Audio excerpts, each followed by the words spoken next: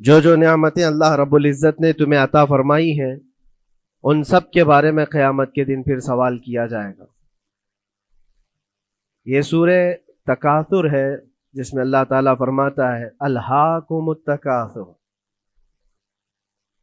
بہت زیادہ چیزیں جب کسی کو مل جاتی ہیں تو غافل ہو جاتا ہے۔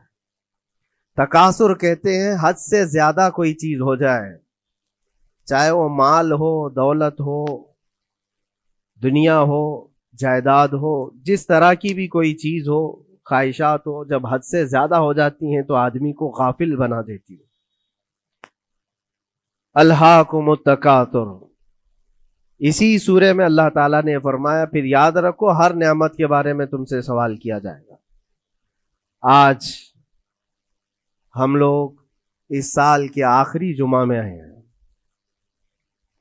2024 ختم ہونے والا ہے۔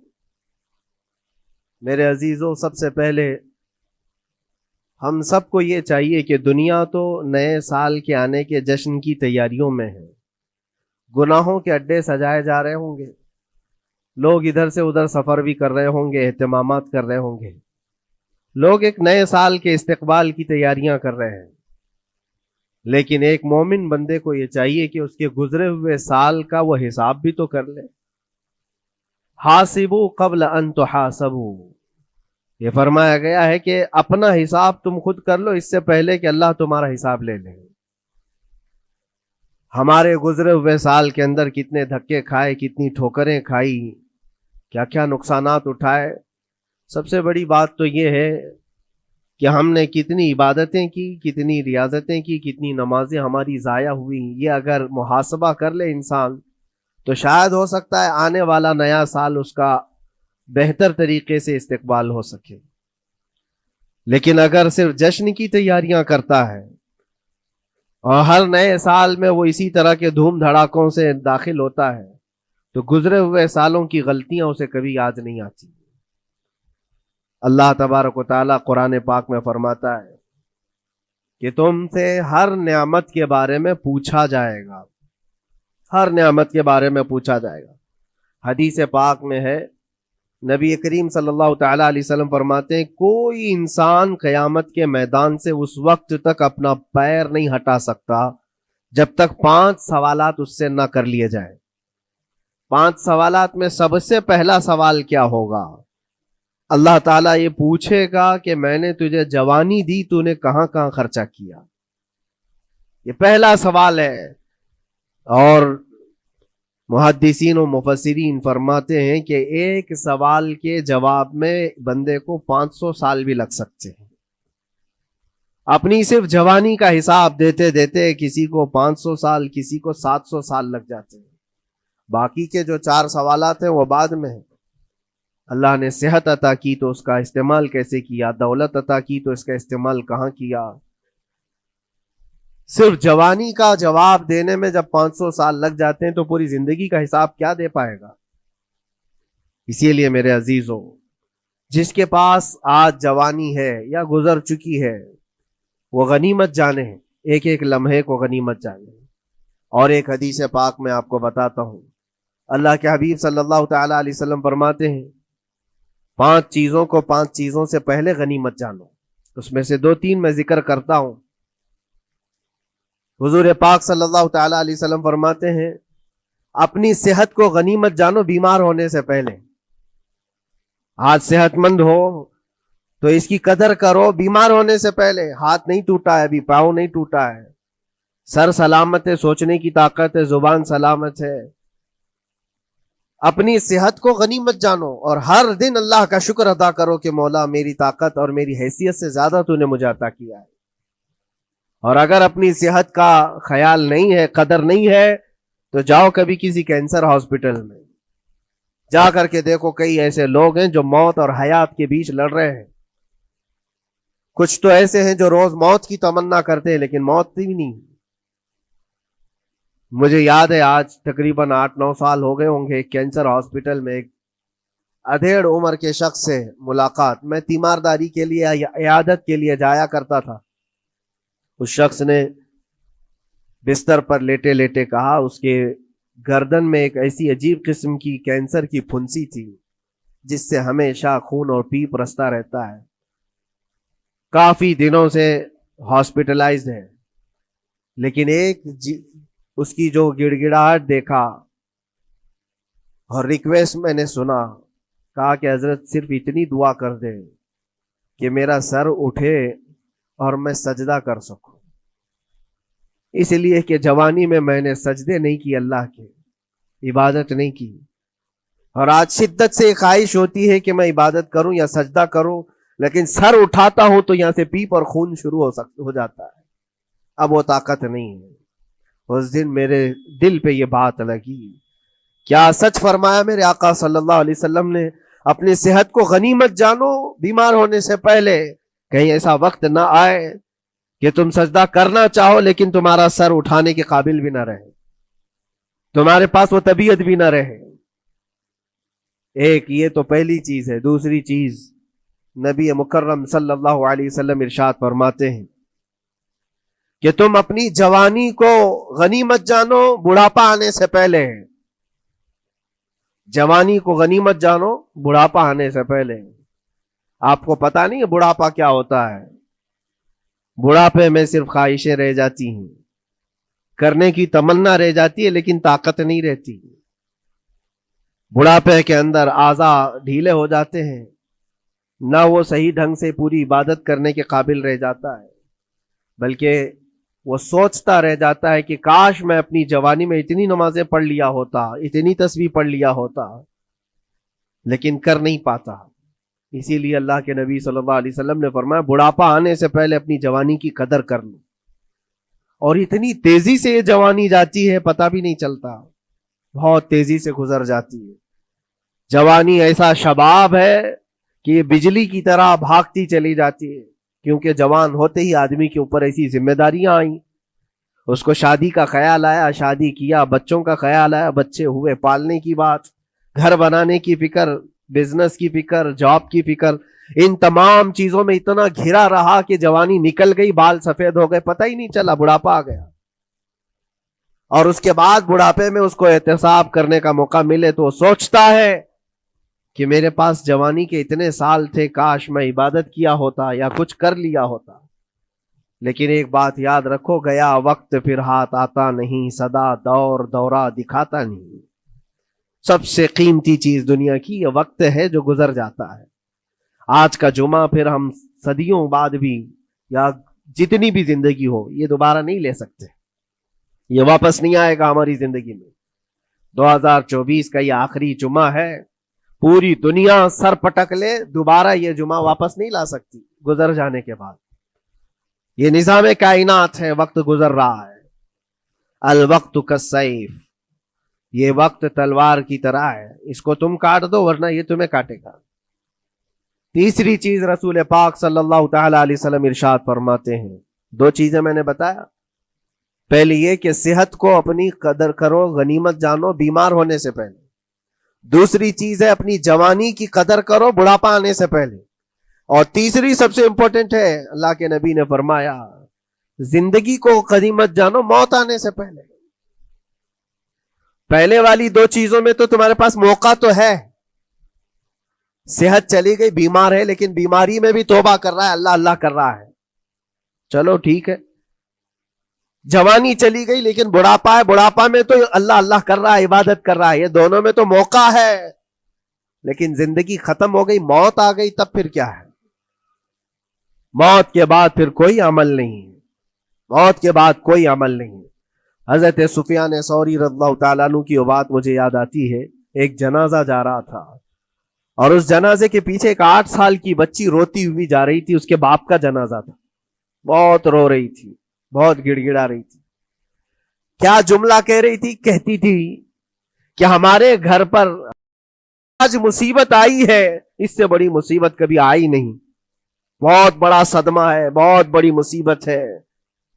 تو حضرت سفیان ثوری نے اس بچی سے کہا بیٹا تمہارے اوپر جو مصیبت آئی، تمہارے گھر پر جو آئی، وہ کل کو ٹھیک ہو جائے گی، تم پھر معمول پر آ جاؤ گے، بلکہ بات یہ ہے تمہارے باپ پر جو آئی ہے وہ سب سے بڑی ہے، وہ موت ہے، وہ سب سے بڑی ہے، کیونکہ وہ پلٹ کر کے آنے والا نہیں ہے۔ जनाजे को दफन कर दिया गया। दूसरे दिन कब्रिस्तान में हजरत सुफियान सौरी कहते हैं उसी कब्र के पास में उस बच्ची को रोते हुए देखा। बच्ची को बाप से बड़ा लगाव रहा होगा। कब्र के पास बैठ करके रो रही थी, यूं कह रही थी, अब्बा आप बीमार थे, मैं दवाई ला देती थी, आप सोने के लिए जाते मैं बिस्तर झाड़ देती थी और बिछोने बिछा देती, आपको ओढ़ा देती चादर, और आपको खाना में लाकर परोस देती। कल की रात कैसी गुजरी? क्या किसी ने दवाई पूछी आपको? क्या किसी ने खाना पूछा आपको? क्या किसी ने बिस्तर झाड़ कर दिया और किसी ने आपको ओढ़ना उड़ाया? वो रोती हुई अपने बाप से, मरहूम बाप से बातें कही जा रही थी। हजरत सुफियान सौरी उठाते और कहते हैं, बेटा ये सवालात अब न कर अपने बाप को कि किसी ने खाना पूछा, दवाई पूछी, बिस्तर बिछाया, नहीं। अब ये पूछ अपने बाप से, कल हमने जो आपको सही सलामत दफन किया, चेहरा अभी तक सलामत है या नहीं? अभी तक पेट सलामत है या नहीं कि फाड़ दिया गया? कफन अभी तक बाकी है या छीन लिया गया है? ये पूछ अपने बाप से कि कल हमने जब दफनाया था तो खुशबुओं में दफनाया था। पूछ अपने बाप से कहीं कीड़े तो नहीं चढ़ गए आज, क्योंकि ये होने वाला है अब कब्र की जिंदगी में। अजीजा ने गिराम वकार, इसीलिए हजरत मौला अली करमल्लाहु वजहुल करीम जब कब्रस्तान जाते सलाम करते कब्र वालों को, और उसके बाद एक एक घंटा खड़े होकर रोते थे। हजरत सईद इब्न मुसय्यिब कहते हैं, मैं मौला अली करमल्लाहु वजहुल करीम से पूछा, आप कब्र वालों के पास खड़े होकर क्यों रो रहे हैं? हजरत अली फरमाते, मैंने उनसे पूछा क्या हाल है तुम्हारा, है कब्र वालों? उन्होंने जो जवाब दिया, सईद अगर तुम भी सुनते तो रोते। कहा क्या जवाब देते हैं कब्रों वाले? मौला अली करमल्लाहु वजहुल करीम फरमाते हैं, वो मुझे जवाब दे रहे हैं कि अली, हमारे घर वालों ने तो हमें सही सलामत दफनाया था, हमारे चेहरों पर मुसलसल आज दिन और रात बिच्छू छोड़ दिए गए, हमारे चेहरों पर आज और हमारी नाक पर बिच्छू डंक मारते हैं, हमारे बालों में जिसको हम आईने के सामने खड़े होकर घंटों सजाया करते थे पीप भर दिए गए हैं, और हमारे चेहरे की चमड़ियां झुलस गई। ये सारे जवाबात मेरे अजीजों कब्रों वालों के हैं। उस मंजिल तक हर एक को पहुंचना है, इसीलिए साल गुजरने से पहले अपनी जिंदगी का एहतसाब करो। अल्लाह रब्बुल इज्जत ने अभी भी हमें मौका अता किया है। अभी तुम्हारी जिंदगी खत्म नहीं हुई, सांस ले रहे हो, तौबा कर लो, दुआएं करो कि मौला करीम हमारे लिए नया साल खैर और बरकत वाला बना, गुनाहों से बचने वाला बना। कुछ लोगों की हालत यह है कि गुनाहों पे गुनाह जब हो जाते हैं तो नाउम्मीदी के शिकार होते हैं। अब क्या होने वाला है, मैं तो बहुत पापी हूं, बहुत खताकार हूं, मुझसे तो बड़े बड़े गुनाह हो गए, अब मैं क्या कर सकता हूं? नाउम्मीदी कुफ्र है मेरे अजीज। आपको बताऊं, रसूल पाक सल्लल्लाहु तआला अलैहि वसल्लम एक मर्तबा सहाबा से फरमाते हैं, तुम्हें पता है अल्लाह रब्बुल इज्जत का करम और उसका रहम कैसा है? मुस्कुराने लगे। सहाबा ने पूछा आप क्यों मुस्कुरा रहे हैं? कहा अल्लाह तबारक व तआला फरमाता है कि सहरा में चलने वाला एक आदमी, गौर से सुनिएगा, सहरा डेजर्ट, सिर्फ रेत का मैदान, कहीं कोई झाड़ नहीं, कोई इमारत नहीं, कोई छांव लेने की जगह नहीं। कोई एक बंदा अपनी ऊंटनी पर साजो सामान रख करके चल रहा था। सहरा का सबसे बड़ा प्रॉब्लम यह होता है कि रास्ता मालूम नहीं होता, हर तरफ तो सीधा ही रास्ता दिखता है, डायरेक्शन पता ही नहीं होता, चारों तरफ से आसमान मिला हुआ दिखता है, जैसे समंदर है वैसे सहरा है। कभी अगर आपने सफर किया हो, हमने मिस्र में देखा है 200-250 किलोमीटर तक गाड़ी चलती है, एक दरख्त भी नहीं आता, एक इमारत भी नहीं आती। सहरा में रास्ते भूल जाते हैं लोग। पहले के दौर में तो कोई नेविगेशन भी नहीं था। तो कोई बंदा ऐसे जो ऊंटनी पर साजो सामान रख करके सफर कर रहा है और एक जगह थक करके सो गया सहरा में। सुनिए, ये मिसाल फरमा रहे मेरे आका सल्लल्लाहु अलैहि वसल्लम। थक करके सो गया और जैसे उसकी नींद खुली तो देखा ऊंटनी साजो सामान के साथ गायब है, कुछ भी नहीं है उसके पास। खाने पीने की जो चीजें थी, साजो सामान था, सब ऊंटनी के साथ गायब हो गया। अब वो बीच सहरा में इतना हैरान और परेशान اٹھ کر کے تلاشنے لگا. اب اس کو نہ راستہ دکھائی دے نہ اپنی اونٹنی دکھائی دے. شدت پیاس کی وجہ سے اب وہ جگہ کر رہا ہے, پانی بھی نہیں ملتا صحرا میں.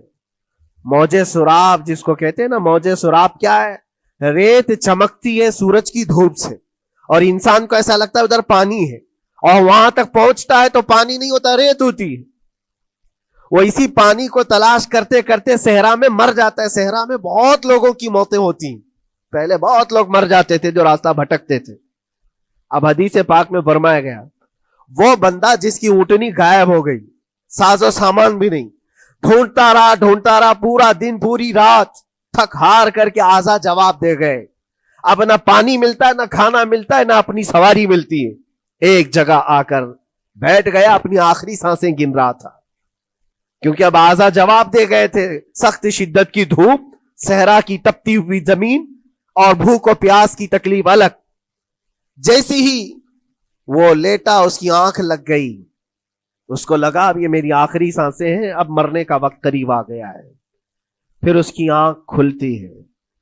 آنکھ کھلتی ہے تو دیکھتا ہے اس کی اونٹنی ساز و سامان کے ساتھ پاس میں کھڑی ہے, کھانا بھی بھرا ہوا ہے, پانی بھی بھرا ہوا ہے, سب کچھ ہے. اب نبی پاک صلی اللہ تعالی علیہ وسلم صحابہ سے پوچھتے ہیں, عرب والے بہت اچھی طرح جانتے تھے صحرا کا سفر کیا ہوتا ہے. پوچھتے ہیں اے میرے صحابہ بتاؤ اس بندے کو اپنی گمشدہ اونٹنی ملنے کا کتنا اچھا لگ رہا ہوگا, کتنی اس کو خوشی ہوئی ہوگی. صحابہ کہتے ہیں یا رسول اللہ صلی اللہ علیہ وسلم اس کی تو جان میں جان آ گئی, صحرا میں اپنی گمشدہ اونٹنی مل جائے, کھویا ہوا سامان, اپنی گمشدہ سواری اور پانی مل جائے, یہ تو حیات نو کی ایک بہت بڑی خوشخبری ہے اس کے لیے. حضور پاک صلی اللہ تعالی علیہ وسلم فرماتے ہیں سنو, یہ مثال میں نے بتایا, اسی طرح سے اگر کوئی بندہ گناہوں میں ڈوب گیا ہے, خطاؤں میں ڈوب گیا ہے, کثرت سے گناہ کرتا رہا, پھر تھک ہار کر کے ایک دن واپس آ گیا, اللہ کی بارگاہ میں سجدہ ریز ہو گیا, جھک گیا, تو اس گمشدہ اونٹنی کے ملنے سے اس صحرا نورد کو جتنی خوشی ہوئی تھی, اللہ کریم اس سے بھی زیادہ اپنے بندے کے واپس آنے پر خوش ہوتا ہے. اپنے بندے کے واپس آنے پر خوش ہوتا ہے رب تبارک و تعالی کہ میرا کھویا ہوا بندہ میرے دربار میں واپس آ گیا ہے. آج ہمارے پاس وقت ہے واپس پلٹنے کا. میرے عزیزو نا امید نہ ہو, ہمیں ہمارے جانے سے پہلے حساب کرنے کے لیے مولا نے وقت دیا ہے. پتا ہے آپ کو, یہ بھی میرے آقا صلی اللہ تعالی علیہ وسلم کی رحمت کاملہ ہے. رب تبارک و تعالیٰ سے آپ نے یہ دعا کر کے اپنی امت کے لیے اتنا وقت دلایا ہے کہ اللہ تبارک و تعالیٰ سے حضور صلی اللہ علیہ وسلم نے یوں عرض کیا کہ مولا میری امت کو توبہ کی مہلت دے, توفیق دے, مہلت دے. کہا کہ مرنے سے 1 سال پہلے تک؟ کہا نہیں, یہ بہت لمبا وقت ہے, پتا تو نہیں ہے مرنے سے 1 سال پہلے توبہ کرے گا, کب موت آنے والی معلوم نہیں. کہا مرنے سے مہینہ پہلے تک؟ کہا نہیں, یہ بھی وقت زیادہ ہے. کہا مرنے سے 1 دن پہلے کوئی توبہ کر لے تو معاف کر دیا جائے گا.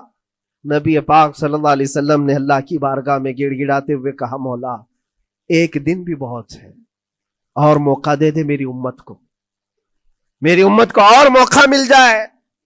رب تبارک و تعالیٰ نے 1 دن پہلے توبہ کرنے والے کو معاف کرنے کا وعدہ فرمایا, لیکن نبی رحمت صلی اللہ علیہ وسلم نے عرض کیا کہ مولا اور بھی کم کر دے.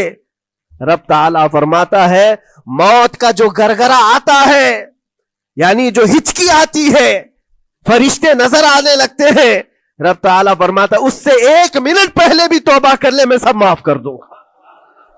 یہ صرف رسول پاک کی اس امت کے لیے, اس امت کا خاصہ ہے. مرنے سے 1 منٹ پہلے بھی وہ آ جائے اللہ کی بارگاہ میں, مولا معاف فرما دے گا. عزیزان گرامی وقار, اسی لیے میں عرض کرتا ہوں کہ وقت تمہارے ہاتھ سے نکلنے سے پہلے تم آ جاؤ اور اسی دربار میں آؤ جہاں بیٹھنے والا صدیق اکبر بنا, جس کے قدموں میں بیٹھ کر فاروق اعظم بنا, جس کی چھاؤں میں چلنے والا عثمان ذو النورین بنا, اور جس کا لعاب پاک پی کر کے حیدر کرار بنا. اس دربار میں آ جاؤ, کامیابی ہماری وہیں رکھی ہے. اللہ کریم ہمارا یہ گزرا ہوا سال، اس میں جتنے ہماری غلطیاں، کوتاہیاں، کمیاں، بیشیاں، گناہ ہوئے ہیں مولا اپنے فضل و کرم سے معاف فرما دے، اور آنے والے نئے سال کو ہمارے لیے خیر و برکت والا، ایمان و استقامت والا سال بنا دے، اسلام و سنیت کا بول بالا فرما، کفر و شرک کا منہ کالا فرما، گستاخان رسول کو تباہ و برباد فرما، شاتمان رسول پر تو عذاب علیم نازل فرما۔ اے رب کریم، اے احسن الخالقین، مولا ہم سب کو مرنے سے پہلے سچی توبہ کی توفیق نصیب فرما۔ وآخر دعوانا ان الحمدللہ رب العالمین۔